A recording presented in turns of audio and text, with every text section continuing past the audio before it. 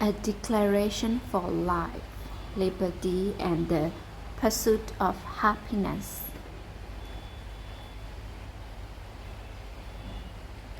Today, we continue the story of the American Revolution against Britain in the late 1700s. Battles had been fought between Massachusetts soldiers and British military forces in the towns of Lexington and Concord. Yet, war had not been declared. Even so, citizen soldiers in each of the 13 American colonies were ready to fight. This was the first question faced by the Second Continental Congress meeting in Philadelphia, Pennsylvania. Who was going to organize these men into an army? Delegates to the Congress decided that the man for the job was George Washington. He had experience fighting in the French and Indian War. He was thought to know more than any other colonist about being a military commander. Washington accepted the position, but he said he would not take any money for leading the new Continental Army. Washington left Philadelphia for Boston to take command of the soldiers there. Delegates to the Second Continental Congress made one more attempt to prevent war with Britain. They sent another message to King George. They asked him to consider their problems and try to find a solution.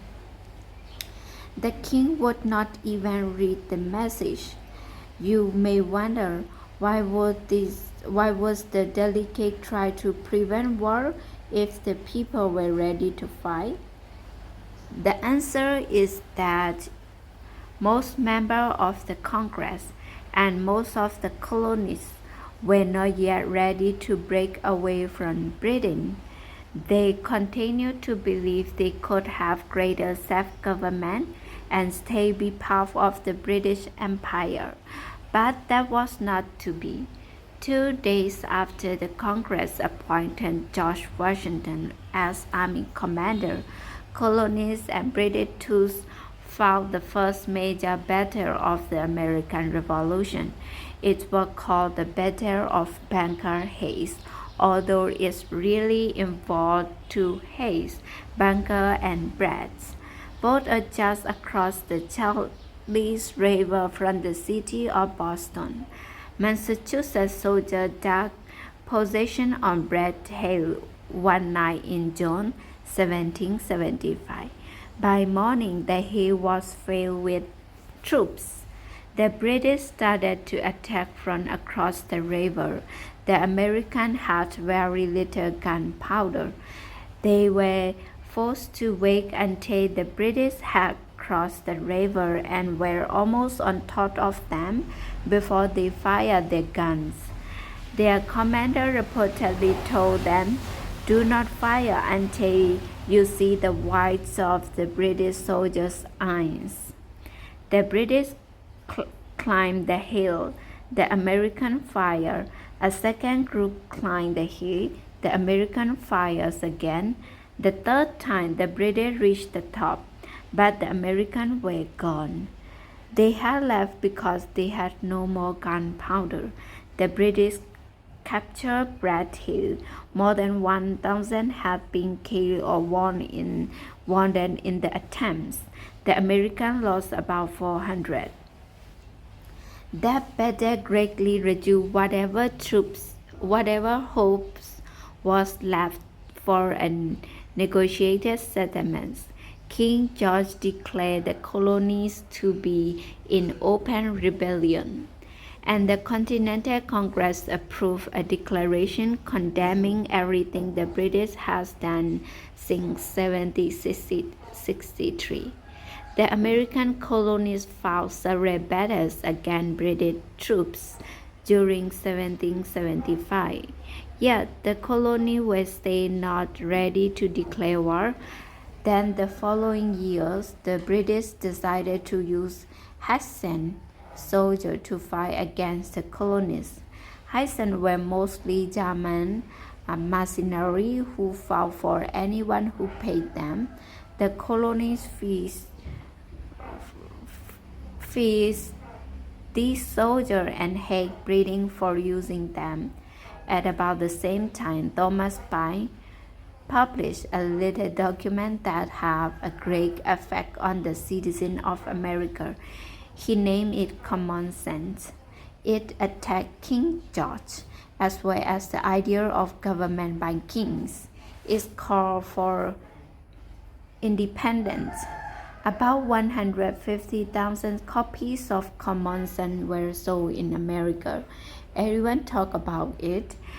As a result, the Continental Congress began to act. It opened American ports to foreign shipping. It asked colonies to establish state governments and to write constitutions.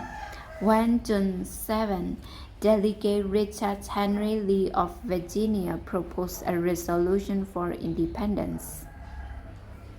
The resolution was not approved immediately. Declaring independence was an extremely serious step. Signing such a document would take delegates to the Continental Congress, traitors to Britain. They would be killed if captured by the British. The delegates wanted the world to understand what they were doing and why. So they appointed a committee to write a document giving the reason for their actions. One member of the committee was the Virginian Thomas Jefferson. He had already written a report criticizing the British form of government, so the other committee members asked him to prepare the new document.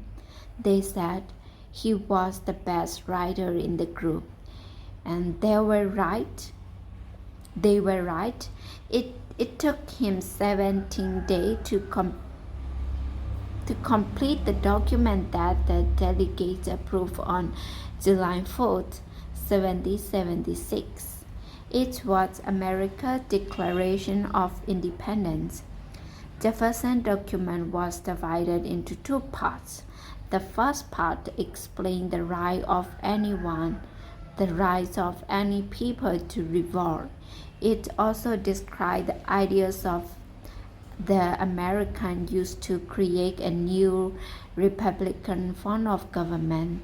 The Declaration of Independence began this way. When in the course of human event it becomes necessary for one people to dissolve the political bands which have connected them to another, and to assume among the power of the arts the separate and equal station to which the law of nature and of nature God entitled them, a decent respect to the opinion of mankind required that they should declare the cause which impelled them to the separation.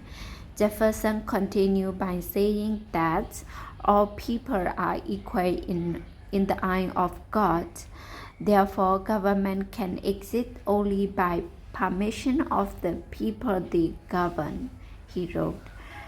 We hold these truths to be self-evident, that all men are created equal and that they are endowed by their Creator with certain unalienable rights, that among these are life, liberty, and the pursuit of happiness, that to secure these rights, government are instituted among men, deriving their just power from the consent of the governed.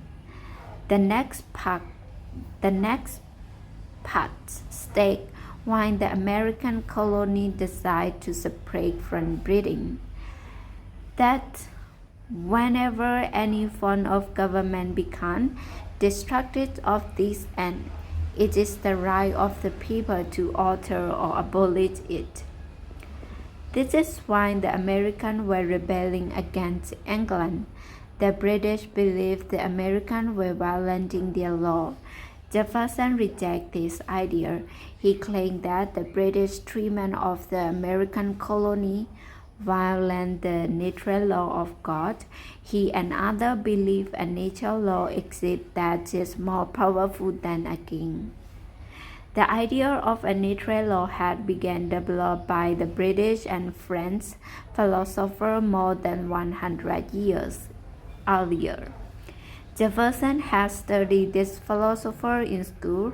In later years, however, he said he did not reread these ideas while he was writing the Declaration.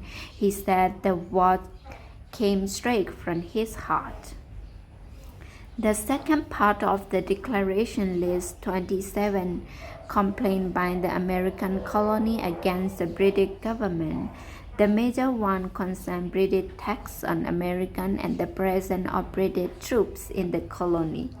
After the list of the complaints, Jefferson wrote this strong statement of independence: that these united colonies are and of right ought to be free and independent states, that they are absolved from all allegiance to the British Crown, and that all political connection between them and the state of Great Britain is and ought to be totally dissolved, and that as free and independent states they have the full power to levy war, conduct peace, contracts, alliance, establish commerce, and do all other acts and things which independent states may of right do.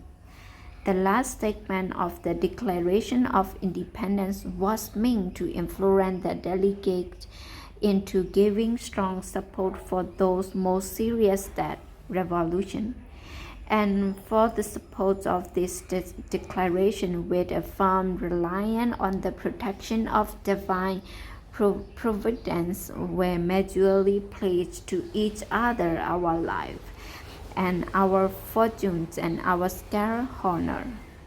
Today, Making of a Nation program was written by Nancy Steinmetz. Steve O'Neill read the Declaration of Independence. This is Rich and this is Sarah Long. Join us again next week for another special English program about the history of the United States.